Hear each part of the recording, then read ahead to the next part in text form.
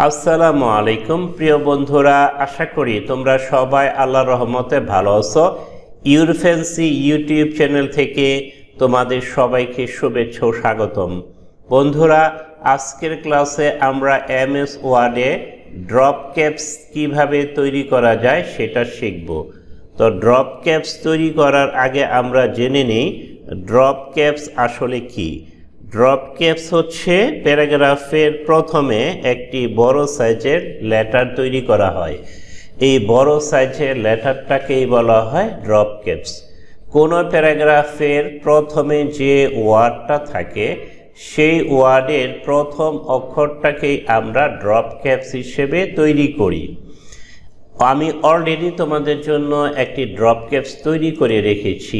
এই ড্রপ ক্যাপসটি আমি কিভাবে তৈরি করেছি সেটাই এখন আমি তোমাদেরকে দেখাবো। তো চলো শুরু করি। বন্ধুরা, আমি এই প্যারাগ্রাফে দ্বিতীয় যে প্যারাগ্রাফ আছে এই প্যারাগ্রাফে আমি একটি ড্রপ ক্যাপ তৈরি করে তোমাদেরকে দেখাবো। এই প্যারাগ্রাফে ড্রপ ক্যাপস তৈরি করার জন্য আমি প্রথমে এই প্যারাগ্রাফের যে কোনো স্থানে কার্সরটা ইনসার্ট করব। তো কার্সরটা ইনসার্ট করার পর আমি ইনসার্ট মেনুতে ক্লিক করব।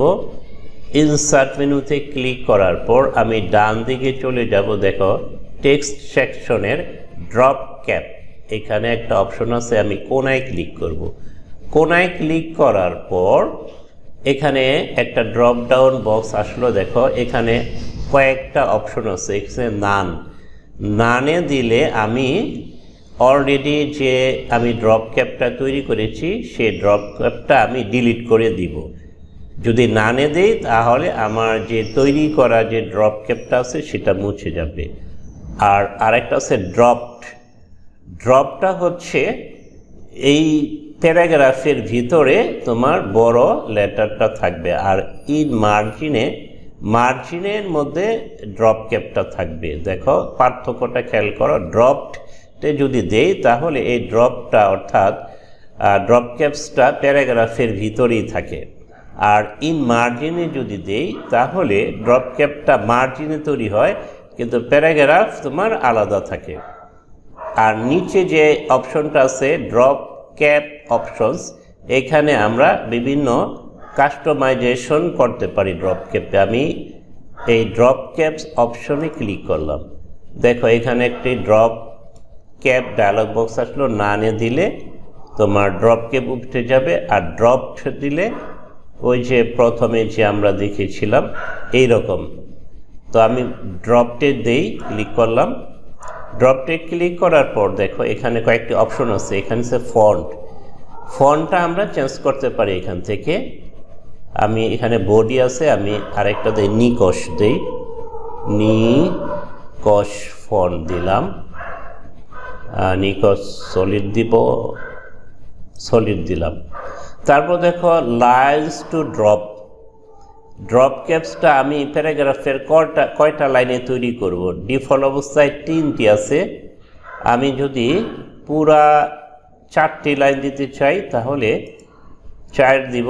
আর ডিস্টেন্স ফ্রম টেক্সট অর্থাৎ ড্রপ ক্যাপটা টেক্সট থেকে কত দূরে থাকবে, ডিফল্ট অবস্থায় 0 থাকে।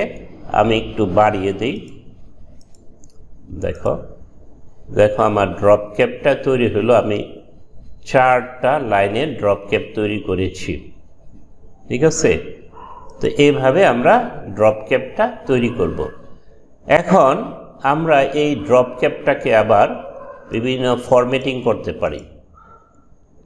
ফরম্যাটিং করার জন্য দেখো আমি এই ড্রপ ক্যাপটাকে সিলেক্ট করব। সিলেক্ট করার পর আমি হোমে যাব।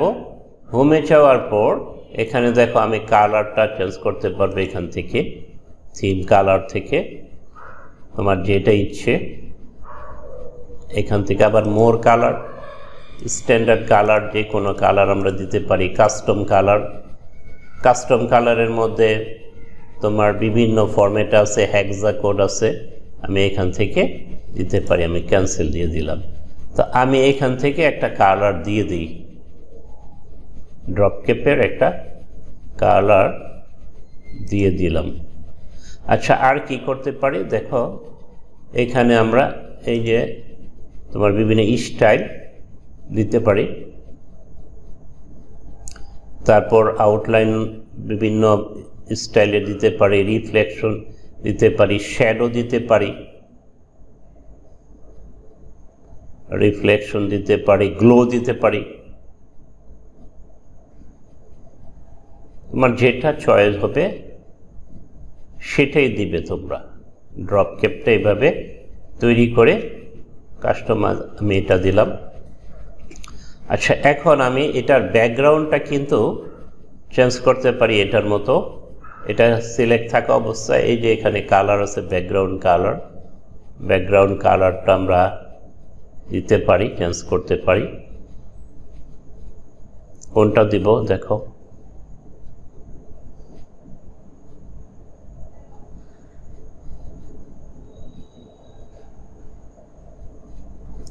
হলুদটা দিলাম।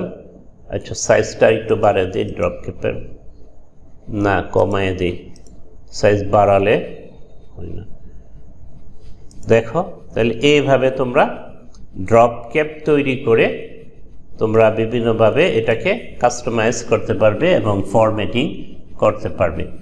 তো আশা করি বন্ধুরা আজকের এই ছোট্ট লেসনটি তোমাদের ভালো লেগেছে। যদি ভালো লেগে থাকে তাহলে লাইক করো, কমেন্ট করো, শেয়ার করো, সর্বোপরি সাবস্ক্রাইব করো। তোমাদেরকে অসংখ্য ধন্যবাদ জানিয়ে এবং আগামী ক্লাস দেখার আমন্ত্রণ জানিয়ে শেষ করছি। আল্লাহ হাফেজ।